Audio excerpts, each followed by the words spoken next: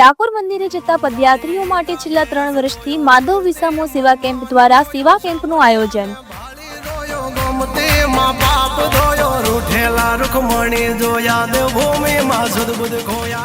ડાકોર મંદિરે દર્શનાર્થે જતા પદયાત્રીઓ માટે મોહદાના ભૂમસ નજીક માધવ વિસામો કેમ્પનું આયોજન કરતા અમદાવાદના જિગ્નેશ પંડ્યા અને નેહાબેન પંડ્યા। ડાકોર સ્થિત પવિત્ર યાત્રાધામ શ્રી રણછોડરાયજી મંદિરે દર્શનાર્થે જતા પદયાત્રીઓ માટે મહુદાના ભૂમસ બસ સ્ટેન્ડ નજીક માધવ વિસામો સેવા કેમ્પનો ભવ્ય અને વિધિવત શુભારંભ કરવામાં આવ્યો હતો।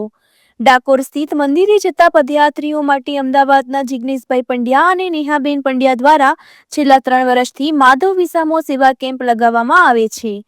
આ સેવા કેમ્પમાં ભૂમસના સ્થાનિકોએ પણ સાથ સહકાર આપ્યો હતો। આ સેવા કેમ્પમાં પદયાત્રીઓ માટે નિઃશુલ્ક પૌષ્ટિક ભોજન, શુદ્ધ પીવાનું પાણી, શેરડીનો રસ, છાશ તેમજ અન્ય નાસ્તાની વ્યવસ્થા પણ કરવામાં આવી હતી। સમગ્ર કાર્યક્રમ સેવાભાવ, શ્રદ્ધા અને સામાજિક એકતાના વાતાવરણમાં સફળતાપૂર્વક કરવામાં આવ્યું હતું। માધવ વિસામો સેવા કેમ્પ માનવતા અને પરોપકારની ભાવનાને મજબૂત બનાવતો એક પ્રેરણાદાયી ઉપક્રમ છે, જે ભવિષ્યમાં પણ સતત ચાલુ રહે તેવી સૌએ આશા વ્યક્ત કરી હતી। રિપોર્ટર નિસાર શેખ, મહુદા। जी, आपनो परिचय અને આજે ડાકોર જતા પદયાત્રીઓ માટે કેટલા સમયથી સેવા આપો છો? જય રણછોડ, જય શ્રી કૃષ્ણ, હરે કૃષ્ણ। મારું નામ નેહા પંડ્યા છે। માધવ વિસામામાં અમે છેલ્લા 3 વર્ષથી સેવા કેમ્પનું પદયાત્રીઓ માટે આયોજન કરી રહ્યા છીએ।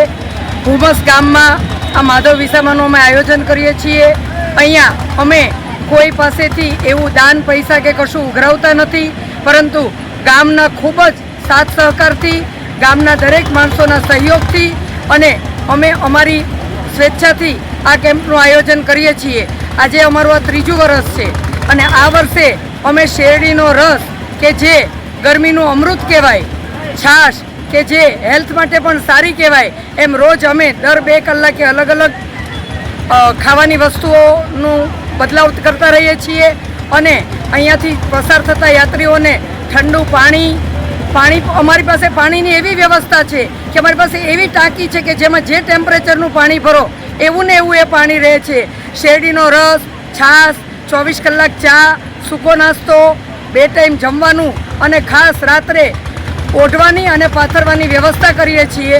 અને આ બધું જ અમારું જો કાર્ય સફળ જતું હોય તો એ ભૂમસ ગામના દરેક ગામવાસીઓના સાથ સહકારથી। જય શ્રી કૃષ્ણ, જય રણછોડ।